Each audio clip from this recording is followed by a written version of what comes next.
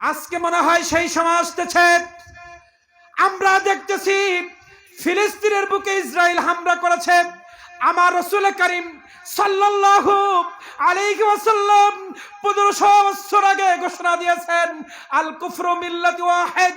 আল্লাহ রাসূল এই জবান দিয়ে বলেছেন, পৃথিবীবাসী তোমরা শুনে রাখো, মুসলমানের বিরুদ্ধে সমস্ত কাফেররা এক। মুসলমানের বিরুদ্ধে সমস্ত কাফেররা এক।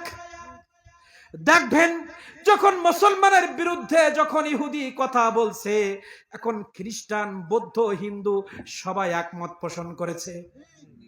কারণ আমার রাসূল ভবিষ্যৎবাণী করেছেন, আজকে আমরা ইহুদিদেরকে বন্ধু বানাই, খ্রিস্টানদেরকে বন্ধু বানাই। যারা মুসলমান নয়, যারা আল্লাহ আল্লাহ রসুলকে মানে না, এরা সবাই বেঈমান। সবাই কি? আল্লাহ আল্লাহ রসুলকে যারা মানে না এরা সবাই বেঈমান। আমার আল্লাহ রসুল বলেছেন, মুসলমান বাদে, ইমানদার বাদে আর যত মানুষ পৃথিবীতে আছে এরা ইসলামের বিপক্ষে, মুসলমানদের বিপক্ষে সবাই এক। কথা বলতে হবে, কথা বলেন। মুসলমানের বিরুদ্ধে এক। আল্লাহ রসুল 1500 বছর আগে ঘোষণা দিয়েছেন, তার বাস্তবায়ন এখন বর্তমান চলছে। আপনি তাকিয়ে দেখেন, 1500 বছর আগে আমার রাসূল বলেছেন, ইসলামের বিপক্ষে, কোরআন মাজিদের বিপক্ষে, মুসলমানের বিপক্ষে, ইহুদি বলেন, খ্রিস্টান বলেন, বৌদ্ধ বলেন, হিন্দু বলেন, সমস্ত ধর্মের মানুষ ইসলামের বিপক্ষে তারা ঐক্যবদ্ধ হয়ে আছে। এটার প্রমাণ এই বর্তমানে চলছে। ইসরায়েল, ইহুদি, তারা মুসলমানদেরকে, ওই ইসরায়েল যে ধর্ম মানে, ওই ইসরায়েলের সংস্কৃতির মধ্যে, কিতাবের মধ্যে বলা আছে জীব হত্যা মহাপাপ, মানুষকে হত্যা করা যাবে না। আজকে কোন পৃথিবীর জমিনে কোন হিন্দুর গায়ে আঘাত হলে, কোন খ্রিস্টানের গায়ে আঘাত হলে সমগ্র বিশ্ব থেকে স্লোগান ওঠে, আমরা এর সঠিক বিচার চাই। আজকে যে আমেরিকার কোন মানুষ যদি বাংলাদেশে হত্যা তাদেরকে করা হয়, তাদের বাড়িতে বোমা হামলা করা হয়, ওই আমেরিকা থেকে তাই প্রেসিডেন্ট বলতে থাকে, বাংলার জমিনে কেন আমার দেশের মানুষের, আমার দেশের একজন ব্যক্তির উপরে আঘাত করা হয়েছে, প্রধানমন্ত্রীকে শোকেস করা হয়। যখন ইতালির কোন মানুষ বাংলাদেশে আসে, তাদের গায়ে আঘাত পড়লে ইতালির প্রেসিডেন্ট বাংলাদেশের প্রধানমন্ত্রীর কাছে শোকেস করে। তাহলে এই যদি তাদের নীতি হয়, আজকে ইসরায়েল আমার মা বোনদেরকে হত্যা করছে, আজকে আমেরিকা শোকেস করে নাই। আজকে ফিলিস্তিনের মা বোনদের মারা হচ্ছে, ভারত শোকেস করে নাই। কারণ তাদের মানুষ মারা যাচ্ছে না, তাদের ধর্মের মানুষ মারা যাচ্ছে না, মুসলমান মারা যাচ্ছে। কিন্তু তাদের কিতাবে বলা হয়েছে জীব হত্যা মহাপাপ। তাহলে মুসলমানও জীব, হিন্দুরাও জীব, খ্রিস্টানও জীব।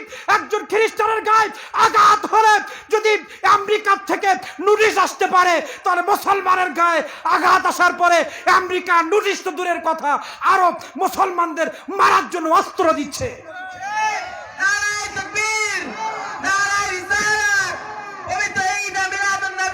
বোঝেন কথা? কারণ আল্লাহ রব্বুল আলামিন চাচ্ছেন কিয়ামতের আগে আমার রাসূল যে বলে গিয়েছেন মুসলমানদের বিরুদ্ধে কাফেররা এক কাতারে থাকবে, এটার বাস্তবায়ন আমাদের চোখে আঙুল দিয়ে আরশে আজিম থেকে আল্লাহ তাআলা আমার রাসূলের জবানের ওই কথাটা আমাদেরকে দেখিয়ে দিচ্ছেন। এরপরেও যদি মুসলমানের পরিবর্তন না হয়, তাহলে আমাদের আর কেউ বাঁচাতে পারবে না। এরপরেও যদি মুসলমান ঐক্যবদ্ধ না হতে পারে, আজকে দেখেন ইসরায়েল ফিলিস্তিনে আক্রমণ করেছে, আমেরিকা ডাইরেক্ট অস্ত্র দিয়ে সহযোগিতা করছে মুসলমানদের মারার জন্য। তাহলে তারাও কুফরি করে, করে কিনা? তাহলে ব্রাজিল, আর্জেন্টিনা, ব্রাজিলেরা বৌদ্ধ, ইহুদি, খ্রিস্টান এরাও বিধর্মী, তারাও ইসরায়েলকে বলছে তোমাদের পাশে আমি আছি। বলেন ওরাও বিধর্মী কিনা? মুসলমানদের মারতেছে, তাহলে 2-3টা দেশ এরা ইহুদি, খ্রিস্টান, বৌদ্ধ তারা সহযোগিতা করছে। এমনকি যাদেরকে আমরা আমাদের পাশে আশ্রয় দিয়েছি, আমাদের কলবের মধ্যে যাদের স্থান করে নিয়েছি, এই ভারতের মোদি পর্যন্ত ওই ইসরায়েলকে সাপোর্ট করেছে। তাহলে হিন্দু বৌদ্ধ গেল, হিন্দু আছে কিনা? হিন্দু আছে কিনা? তাহলে বুঝলেন আমার রাসূলের ভবিষ্যৎবাণী। আমার রাসূল বলেছেন মুসলমানদের বিপক্ষে যখন খাড়া হবে এরা সবাই এক। কিন্তু আজকে বাংলাদেশের মুসলমান ডিভাইডেড হয়ে যাচ্ছে। আপনি দেখেন আমাদের বিপক্ষে তারা সবাই একমত পোষণ করছে। এখানে আমরা অনেকেই বসে আছি, আমাদের অনেকের ভাই 5টা, অনেকের ভাই 3টা, ঠিক কিনা বলেন? মা বোনরাও খেয়াল করবেন, আমাদের অনেকের ভাই 2টা, অনেকের ভাই 3টা, অনেকের চাচা বেঁচে আছে, দাদা বেঁচে আছে, বোন বেঁচে আছে। ওরে তাদের কথা পরে, আমাদের নিজেদের ভাইয়ের মধ্যে তো সম্পর্ক নাই, নিজের ঘরের মধ্যে সম্পর্ক নাই। আজকে ফিলিস্তিন থেকে শিক্ষা গ্রহণ করেন, একজন আহত হয়েছে, সবাই ছুটে গিয়েছে সেখানে। আজকে যদি আমার ভাই অ্যাক্সিডেন্ট করে, নিজের ভাইকেও পর্যন্ত দেখতে যায় না, প্রতিবেশী তো দূরের কথা।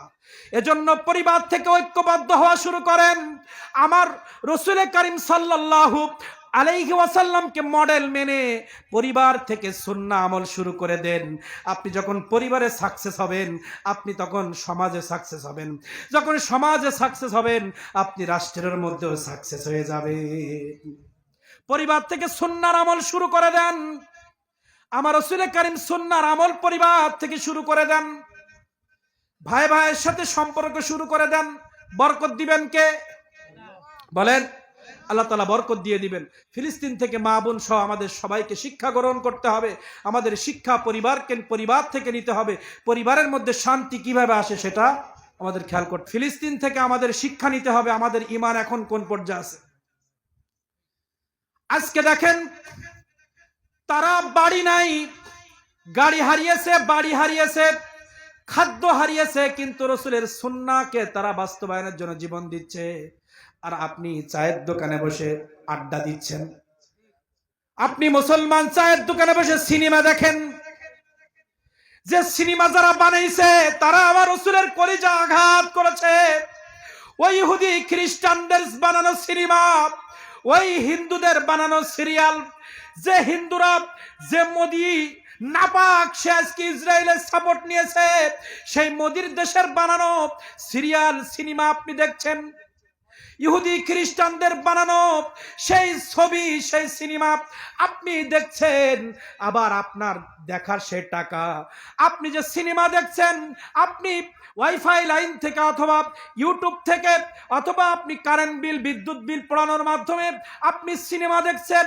আপনার একটা পার্সেন্টেজ আমেরিকায় যাচ্ছে, ভারতে যাচ্ছে। আপনার টাকা দিয়ে তারা রাজত্ব করছে। আপনি আমি টাকা দিয়ে সিনেমা দেখছি, যে সিনেমা ইহুদি বানিয়েছে, যে সিনেমা কাফের বেঈমানরা বানিয়েছে, আপনার আমার টাকা দিয়ে তারা, আমি তাদের সিনেমা দেখে তাদেরকে সহযোগিতা করছি। আর আপনার আমার পরিশ্রমের টাকা দিয়ে মুসলমানদের বুকের মধ্যে তারা গুলি চালাচ্ছে।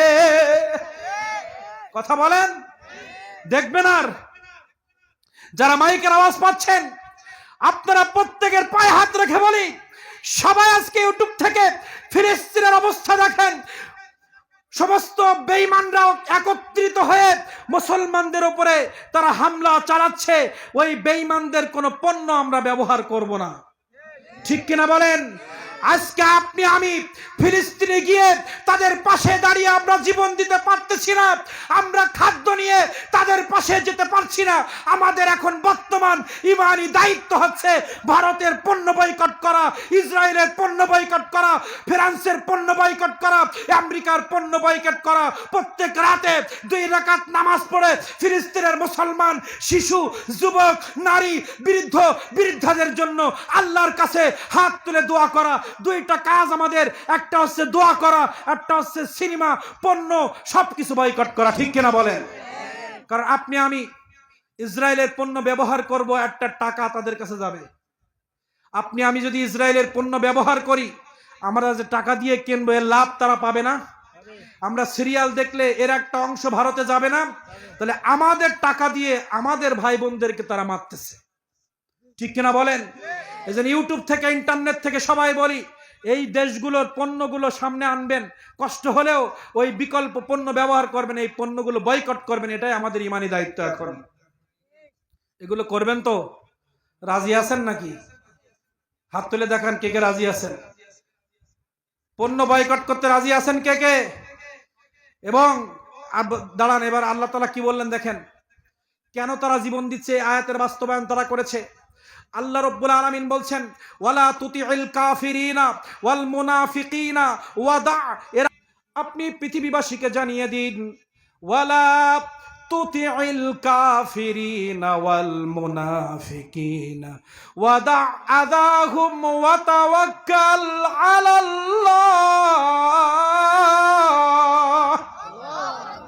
আল্লাহ রাব্বুল আলামিন বলেন, ওয়ালা তুতিউল কাফিরিনা ওয়াল মুনাফিকিন, হে নবী মুনাফিক এবং কাফেরদের থেকে আপনি দূরে থাকবেন।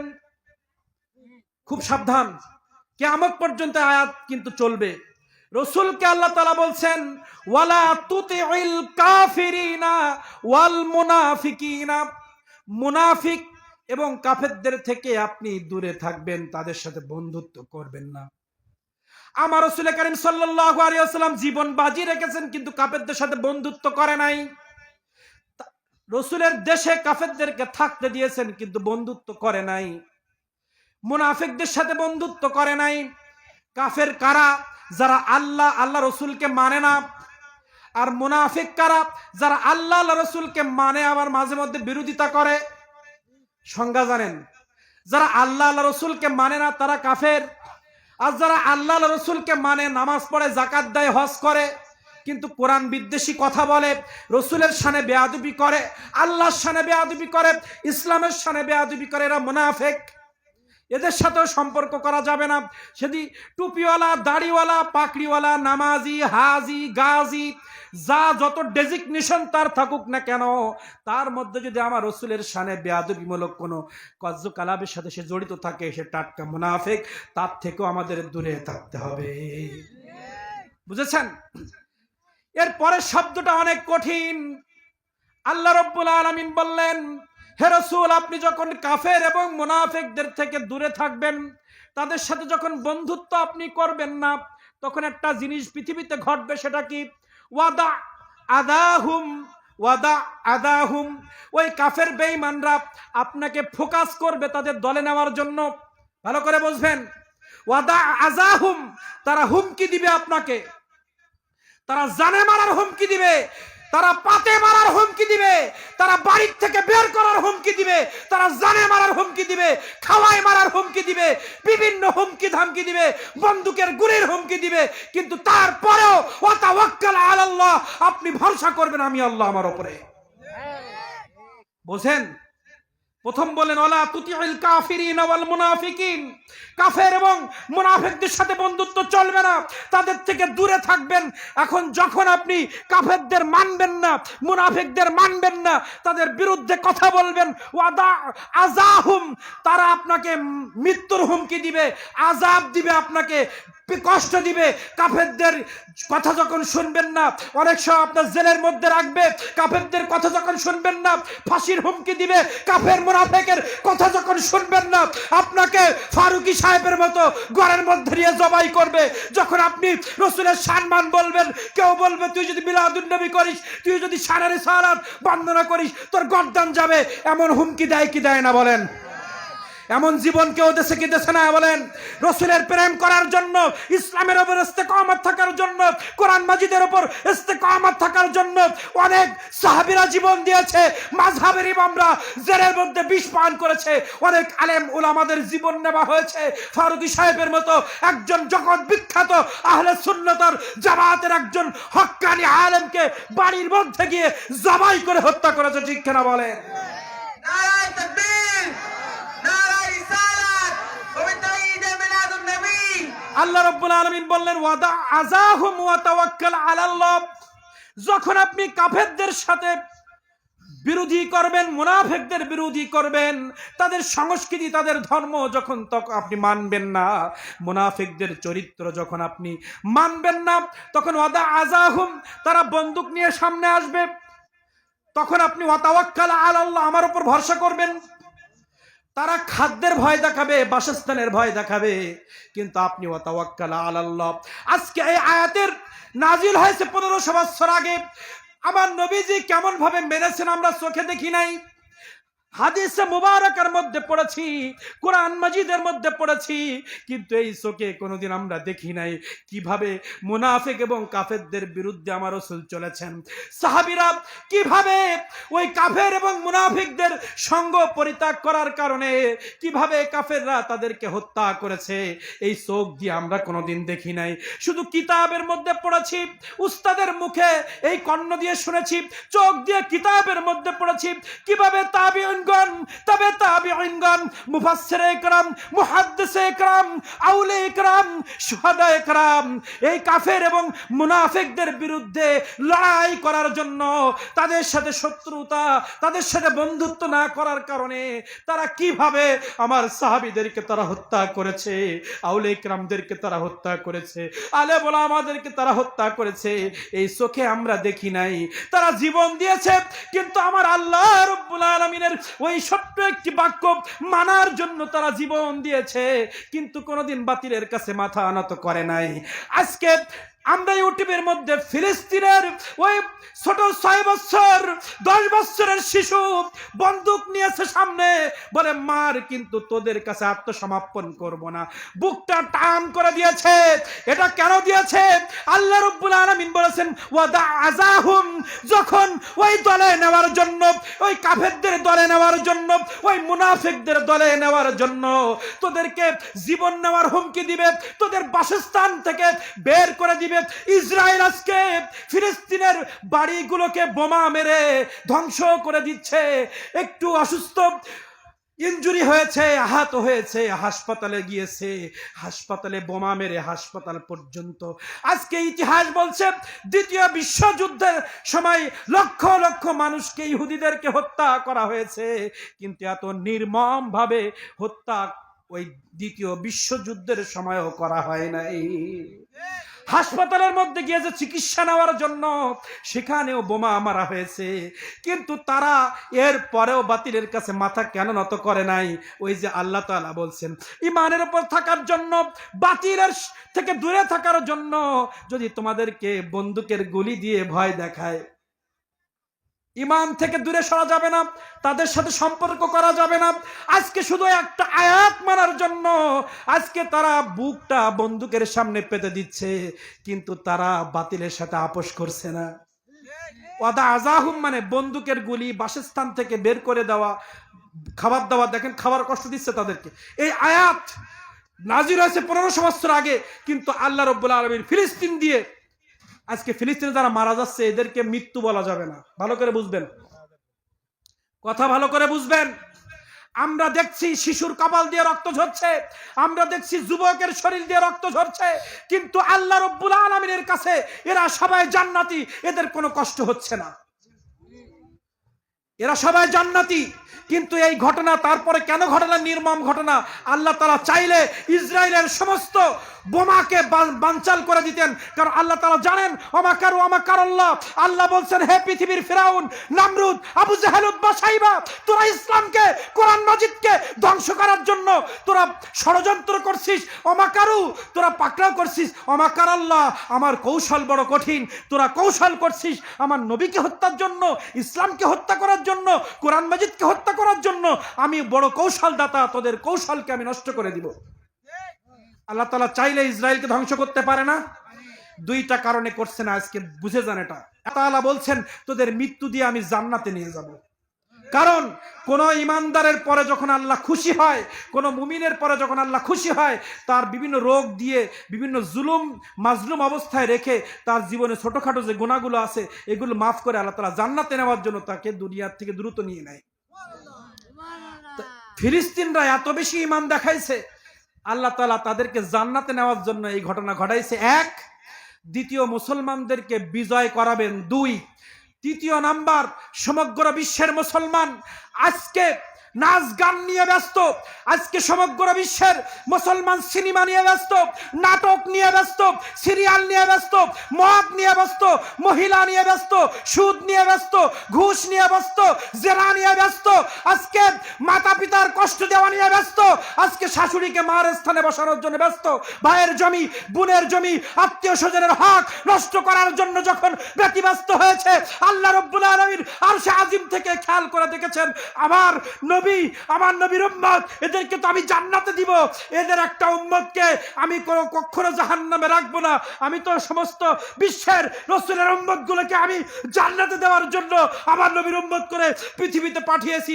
আজকে আমি দেখতে পাচ্ছি তারা সুদের মধ্যে ঢুকেছে, ঘুষের মধ্যে ঢুকেছে, অপসংস্কৃতির কারণে তারা জাহান্নামী হচ্ছে। এজন্য ফিলিস্তিনের কিছু মুমিনদের জীবন নেওয়ার মাধ্যমে আমি তোদের চোখে আঙুল দিয়ে দেখিয়ে দিতে চাই, তোদের ঈমানটা আজকে ফিলিস্তিনের মতো নিয়ে আয়, তাহলে তোদেরকে আমি জান্নাতি বানায় দিব। নারায়ে তাকবীর, আল্লাহু আকবার, আজকে নারায়ে রিসালাত, পবিত্র ঈদে মিলাদুন নবী। আজকে ফিলিস্তিনের এই ঘটনার জন্য আল্লাহ রাব্বুল আলামিন কেন ঘটাচ্ছেন আজকে আমার কাছে শুনে যান। এত ঈমানদার যে মসজিদ আকসা আল্লাহর সৃষ্টি, বাইতুল মুকাদ্দাস আমার রাসূলের কিবলা, সেই কিবলা বাঁচানোর জন্য আবাবিল পাঠায় কাবা বাঁচাইতে পারছে। একটা মানুষের জীবন তারা নিতে পারে নাই, তাহলে ফিলিস্তিনি মুসলমানদেরকে আল্লাহ বাঁচাইতে পারে না? পারে। কিন্তু একটু গবেষণা করেন, ওদের ঈমান এত পর্যায়ে গেছে আল্লাহ ওদের জান্নাতে দিবে এজন্য মারতেছে, আর সমগ্র বিশ্বের মুসলমানদের ঈমান নষ্ট হয়ে যাচ্ছে। ওদের মাধ্যমে আমাদেরকে আল্লাহ তাআলা মেসেজ দিতে চায়, তোরা সিনেমা দেখিস না, সিরিয়াল দেখিস না, মদ খাস না, সুদ খাস না, ঘুষ খাস না। আজকে আমার ফিলিস্তিনের মুসলমানদেরকে তাকিয়ে দেখ, তারা জীবন দিয়ে দিচ্ছে কিন্তু তারা বাতিলের কাছে মাথা নত করছে না। সুদ খাওয়া মানে ইসরায়েলকে সমর্থন করা, ঘুষ খাওয়া মানে ইহুদিদের সমর্থন করা, মদ খাওয়া মানে ইহুদিদের সমর্থন করা, ইন্ডিয়ান সিরিয়াল দেখা মানে মোদিকে সমর্থন করা। ঠিক কিনা বলেন? তাহলে এগুলো বন্ধ করতে চাচ্ছে আল্লাহ তাআলা। তাহলে আজকে আমাদের সময় আসছে, এ নিয়ে আলোচনা আরো হবে। সোমবারে আলোচনা আছে উত্তরপাড়ায়। তুয়ানি যে মা বোনদেরকে বলি, মা আজকে ফিলিস্তিনের দিকে তাকান, আপনি একটু পর্দা শুরু করে দেন, আপনার সন্তান আপনার ছেলে মেয়েদেরকে একটু কোরআন মাজিদ শিখান। আপনি দেখেন আজকে 6 বছরের শিশু বন্দুকের সামনে কেন যাচ্ছে?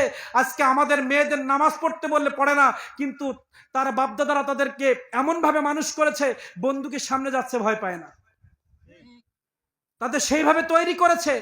আপনার সন্তানকে সেইভাবে তৈরি করেন। আমার খুলনার আমার এক বোন, সে আগে পর্দা করতো না, একটা উদাহরণ দিয়ে শেষ করছি, বাস্তব উদাহরণ। সে আগে পর্দা করতো না, মাথা চুল বের করে চলতো।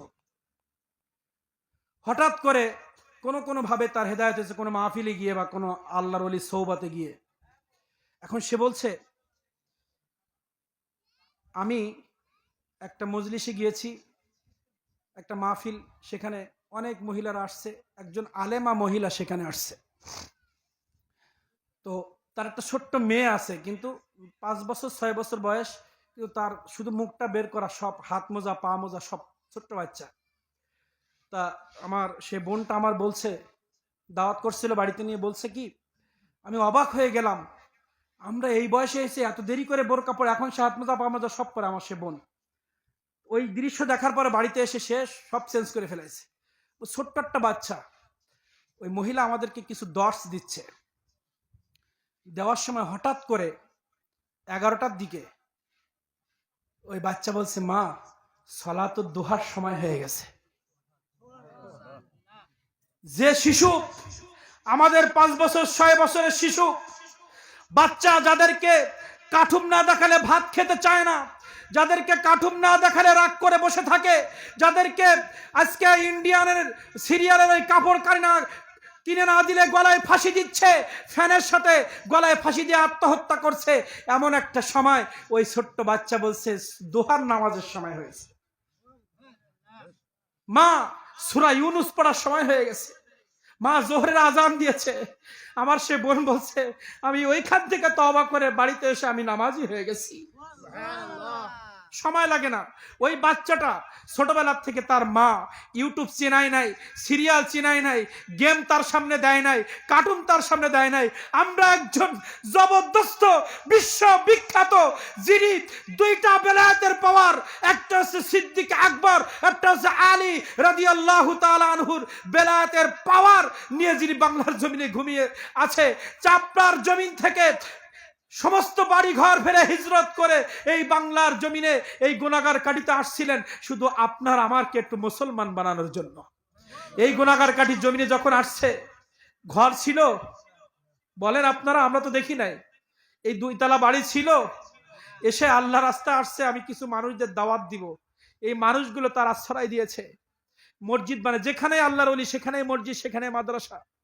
আজকে আমরা বক্তৃতা দিচ্ছি, আমার খুলনা হযরতের কথা না বললে নিয়ামতের অস্বীকার হবে।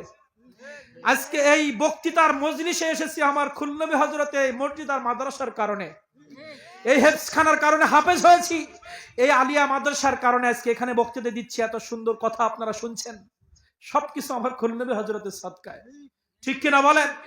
তাহলে আমার খুলনা হযরত যখন এই বাংলার জমিনে আসছে, উনি কি সবক আমাদেরকে দিয়েছেন? আমরা কি আজকে খুলনা হযরতের দিকে খেয়াল করলে আমরা সংস্কৃতি চেঞ্জ করতে পারি না? পারি কিনা? পারি কিনা বলেন?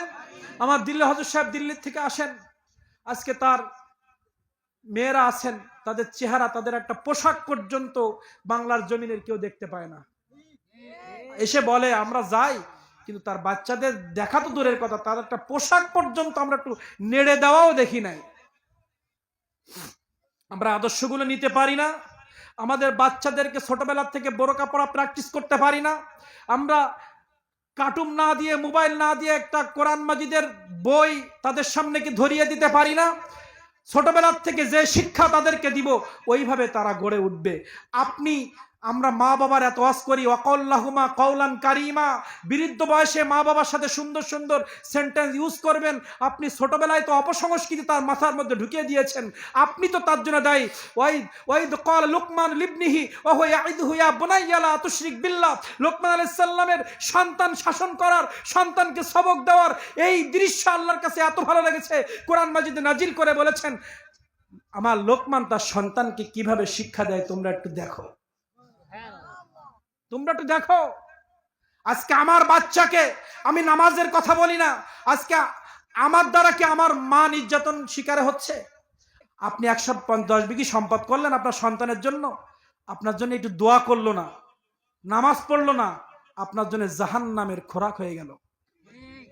একটা সন্তানকে হাফিজি বানান, আলেম বানান, নামাজি বানান, আপনি মৃত্যুবরণ করলে একটু চোখের পানি ফেলে আপনার জন্য দোয়া করবে। ঠিক কিনা বলেন? আজকে আপনি আমি দায়ী। আজকে আমরা বিরুদ্ধ হলে আমাদের গালি কেন দিচ্ছে? আমরা তো গালি শিখাইছি সিরিয়াল থেকে। আজকে আমাদের মা বোনদেরকে আমি বলি, আমি নিজে চোখে দেখেছি, নিজে সিরিয়াল দেখে পাশে ছোট্ট 5 বছর 6 বছর 10 বছরের বাচ্চাদের পাশে নিয়ে আপনি সিরিয়াল দেখছেন। আপনি তো আপনার বাচ্চাকে নাস্তিক বানাচ্ছেন, বেঈমান বানাচ্ছেন, মুরতাদ বানাচ্ছেন। ঠিক কিনা বলেন? আপনি তো তার অপসংস্কৃতি ছোটবেলায় ঢুকিয়ে দিলেন। আপনি তার দ্বারা অকুল্লাহুমা কওলান কারিমা কিভাবে আশা করেন? বৃদ্ধ বয়সে আপনি কিভাবে তার থেকে ভালোবাসা আশা করেন? আপনি তো অপসংস্কৃতি ছোটবেলায় আপনার বাচ্চার মধ্যে আপনি ঢুকাই দিয়েছেন। আপনি দায়ী, আপনি দায়ী। এজন্য 5 বিঘা 10 বিঘা সম্পদের দরকার নাই, একটা নেককার সন্তান রেখে যান। ও যখন বুঝতে শিখবে, ওই বলবে আমার সম্পদের দরকার না, আল্লাহ আমার বাবা আমাকে মানুষ করে গিয়েছে, এটাই সব থেকে বড় সম্পদ। আজকে দেখবেন যে ছেলেটা চাকরি পায় না, যে ছেলেটা মূর্খ, যখন মানুষ তাকে মূর্খ বলে গালি দেয়, চাকরি করে না বলে সমাজে সে সম্মান পায় না, তখন সে তার বাবাকে গালি দেয়, আমার বাবা মক্তবে পাঠায় নাই, আমার বাবা ইউনিভার্সিটিতে পাঠায় নাই, আমার বাবা কলেজে পাঠায় নাই। ওই বাবাকে সেই গালি দেয়, কারণ 25-30 বছর না হলে সে ম্যাচিউরড হয় না। 10 বছর 20 বছর পর্যন্ত সে নিজের ভবিষ্যৎ সম্পর্কে জানে না। আপনি পিটান, আপনি মারেন, আপনি রাসূলের হাদিস বাস্তবায়ন করেন, 7 বছরের নামাজের ট্রেনিং, 10 বছর পরে নামাজ না পড়লে তাকে বেতের আঘাত দেন, দেখেন আপনার ছেলে ভালো হয় কিনা। আজকে আপনি আদর করে ছেলেকে নামাজ পড়াচ্ছেন না, কোরআন মাজিদ পড়াচ্ছেন না, ইসলামী শরিয়া শিখাচ্ছেন না। এই সন্তান 30 বছর বয়সে গিয়ে বলছে আমার বাবাই হচ্ছে যত অশান্তির মূল। আর যে সন্তানকে আপনি এখন পিটানোর কারণে আপনাকে গালি দিচ্ছে, এই সন্তান আপনি নামাজ পড়ার জন্য, কোরআন মাজিদ শিখানোর জন্য যে সন্তান আপনাকে গালি দিচ্ছে, 30 বছর বয়স এসে ওই সন্তান বলবে আমার বাবা যদি আর 2 বেদ বেশি মানতো তাহলে আমি আরো বড় আলেম হতে পারতাম। তার বিবেক খুলে নাই। বিবেক যখন খুলেছে তখন আপনি যখন তার বিবেক ছিল না তখন আপনি কাজে লাগাতে পারেন নাই। আপনি এখন আপনার সন্তানের নামাজে বললে আপনার গালিগালাজ করবে, এ সময় নেই, ওর মারেন, বেঁধে রাখেন, 30 বছর বয়সে কাজে লাগবে। নামাজ না পড়লে পিটান, খাদ্য বন্ধ করে দেন, এক সময় কথা বলবে। আজকে সন্তানের মহব্বত করে ডিম ভাজি আলু ভাত দিয়ে খাচ্ছেন, ফজরের আজান হয়েছে, উঠলে শরীর খারাপ হয়ে যাবে, আপনি ঘুমায় রাখতেছেন, ওই সন্তান আপনার বৃদ্ধ বয়সে আপনারে লাথি মারবে। যাকে আদর করছেন তাকে আর এখন পিটান, বৃদ্ধ বয়সে আপনার সেবা করবে।